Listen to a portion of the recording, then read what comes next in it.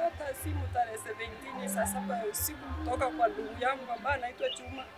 Yapo nipigia simu akiniambia kwamba wazazi wameuliwa, nimebaki peke yangu. Wazazi wameuliwa, watu wote wako kwa boma, mimi tu ndio nimebaki. Nikamuuliza wewe uko wapi? Akaniambia nimefika Ramasha, niko station. Yeye aliniambia na mimi nikatoka nikakimbia kwa ndugu yangu, nikaenda kufika kwa ndugu yangu, nikamuelezea, nikamwambia ndugu yangu nimepata ripoti wazazi wangu wameuliwa. Ndugu yangu akaniambia si ukweli, nikamwambia ni ukweli.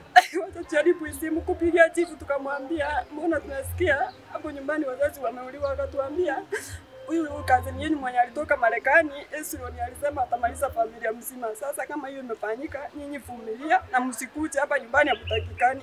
Kutoka hapo nilipanda gari kufika nyumbani, kufika Keroka nikaambiwa nyumbani hatutakikani. Mpaka sasa inalilia serikali tusaidie tuweze kufika nyumbani, tuweze kushika wazazi wetu kwa amani.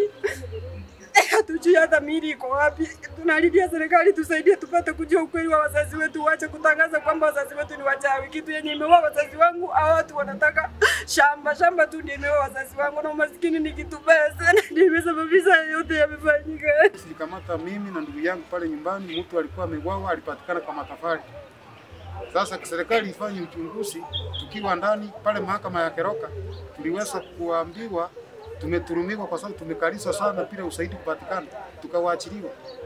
Kwenda nyumbani huko, ule mtu alikuwa amepatikana kwa matafari alikuwa ndugu ya Muamerika.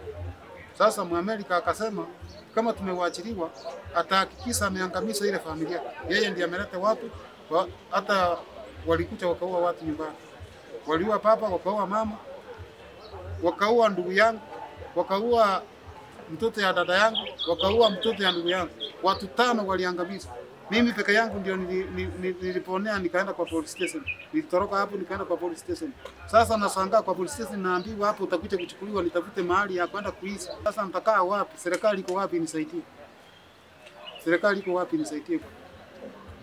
Sina pa kwenda mimi. Kama serikali haitanisaidia mimi, sina kile nitafanya mimi sasa.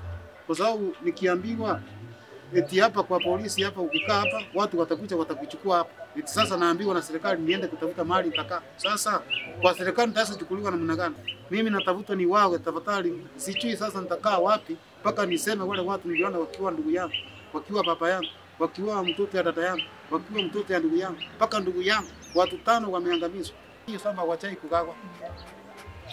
Kama hii ni usaidi ya hii mtu mwenye alikufa, mwenye alipatikana kwa matofali ilikosekana, kuna mpango ya kutoka nyumbani tuangamishe wote ndio ile samba igawa. Hiyo samba iko tangu tuonane mpaka saa hii, hiyo samba iko ichai kugawa, hiyo samba iko na vitina. Sasa hiyo samba ninaangamiza sisi. Nadai ni ndugu yao yake ameuawa, lakini wanachificha kitu wanataka pale. Hao ndugu ya baba yangu waliambia yeye akisawa sisi watamuhusia ile samba yetu. Hao walimuongelea sasa hivi. Sasa hata saa hii wakibiwa simu kama watu wameuawa nyumbani, hakuna mwenye alikuwa anashika simu hata mmoja. Bradangu aliuawa na bradangu ndiye ananifuata. So waliuawa hata hawataki kutoa mwili iko. Tumekata moja tunatumwa hapa tunaenda kuna mwili. Serikali tunaomba itusaidie. Ako mgonjwa sana. Alipigwa vibaya hapo kwa shingo, ako almost to die. Lakini tunaomba serikali msaidie. Hata kwa panyako na yeye anajua wenye walikuwa wamempiga. Anajua kwa mwisho mwenye alimpiga mateka anamjua. Tunaomba serikali msaidie. Nikiwawa zaidi ikipotea tu namna hiyo, mimi hiyo watu watapotea tu namna hiyo.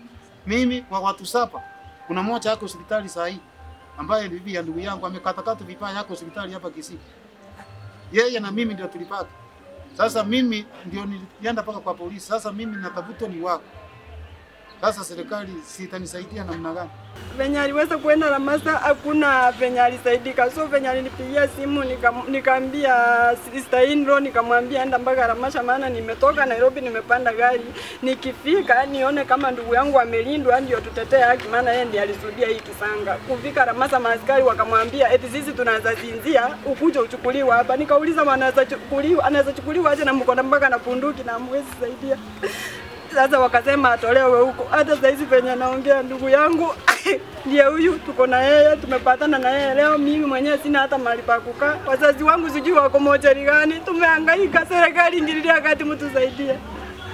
Ili maana wamesema tutawahi kanyanga kwa hiyo boma, itakuwa uwanja wenye ng'ombe watakuwa wanalishwa.